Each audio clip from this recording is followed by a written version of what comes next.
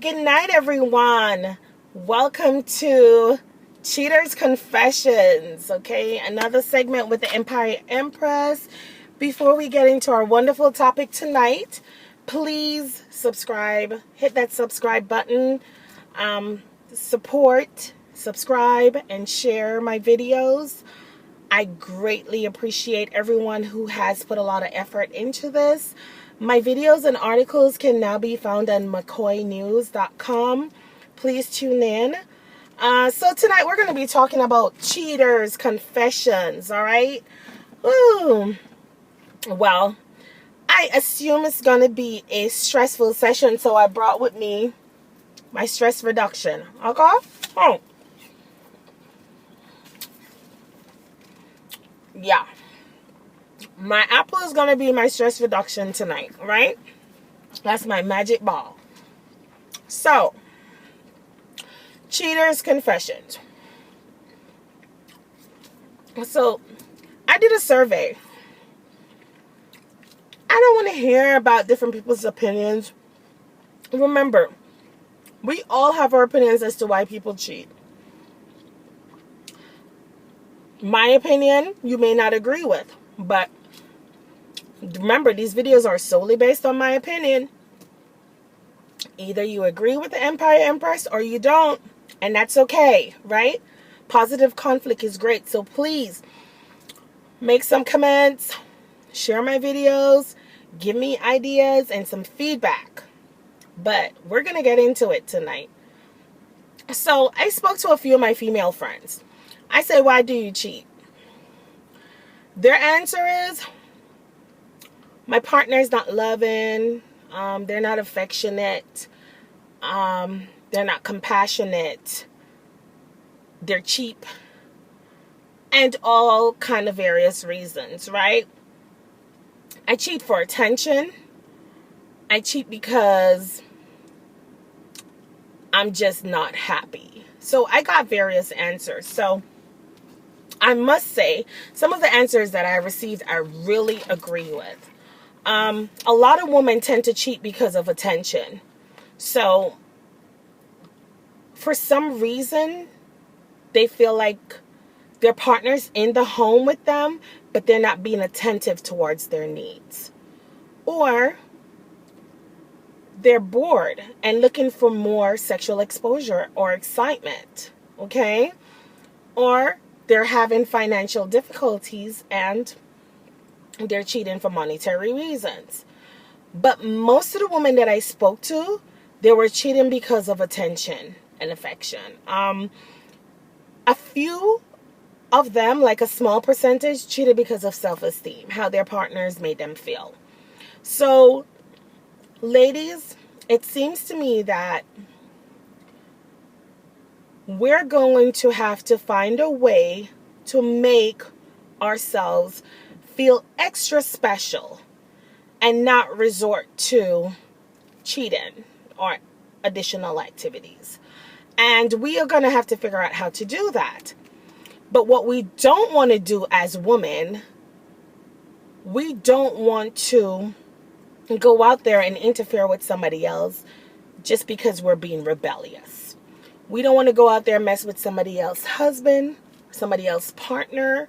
We don't want to inflict pain on other people because of our own selfish reasons, right? Always remember this. Whatever we do in this life can always come back around to haunt us. And so when you get to the stage where you get married and you're in a relationship that means a lot to you, you don't want somebody to mess with your partner. You don't want somebody to mess with your husband. You don't want somebody to cause disturbance in your home when you have your children. So you should always try to live a clean life. All right? I know women out there that purposely, they only like to talk to married men, right? For no benefits whatsoever. They just enjoy not having a committed partner. All right? Now, so just be mindful, ladies, that we may be cheating for our own satisfactions, but know in that man's head, you are a downgrade. Okay? Half the time, more than half the time, they're not willing to leave their partners. They're not going to leave their partners. They're not going to destroy their lives. So you're like a fling, a backup, a second resort. And that says a lot about your self-esteem and what you think of yourself. I know for me, I refuse to be anybody's second priority. I'm not going to call you when you're available to talk. I'm not going to respond to your needs when you feel like it. I should be there at your attention, meaning you can call me whenever you want, but I can't call you when I want. What does that say about us? How are we supposed to be valuable when we allow men to treat us that way? If you become second nature to a man, that's just saying how low we've stooped. We don't want to go there. We should set high standards and morals, right? If you want a man to treat you valuable. Now, don't get me wrong. I know there are women out there where they're receiving more money than what they're actually giving to their wives. But how does that make you feel? So we're actually giving up our bodies for money? Is that your worth? Is that your worth?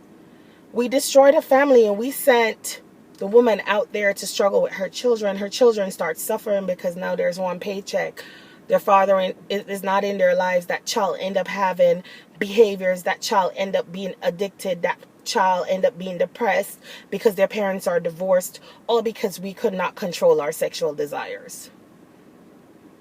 And the cycle goes on and on and on. Right? We can have a man for ourselves. We can have that man that we want. And I know for a lot of grown men out there, whether grown young, however, I know a lot of you guys feel like you have your game down pat. And we're going to talk about that because you really don't. When it comes to cheating, you have to ask women how to get the game down. Because you cheat and you have these random names in your phone. Sarah, Sally, Sue. Who's that? Oh, it's my friend from school. Who's that? Oh, it's my co-workers. Oh, who's that? That's my friend from long time, right? So we have all these people in your phone. And you list them and you save their names. You know why? Men, you are weak at remembering names. So you save the names. Okay? And who is not your cousin is your friend and your co-worker from long time. You turn your phone off. Your phone battery is dead. You ain't got no signal. And all these things and lame excuses. Gentlemen, that's the norm. Okay? We're used to that. When it comes to cheating, women are top class priority. When we saving numbers in our phone, it's our pastor. It's our child's teacher. It's the deacon at church. It's the counselor. It's my co-worker. It's my boss. Right? So when when it comes to cheating, our games are top notch. So it's getting so tiring and boring. No, for the men out there who really act like they're boss men and they try to tell this girl about this girl and oh, I'm dating this one, but it's nothing, you're the wife and this is the deal and that's the deal. Gentlemen, I pity you would not know. And that's the words we use in my culture, right? I pity you wouldn't know. We know. But just know that we're not bothered by it because we got our own person on the side. So we could have been your wife, your girlfriend, or whatever. We're not trying to be stressed out because we're doing our own thing. Right? So we play along with your game because you're a man. You pay the bills. You do everything. You feel like you got it locked?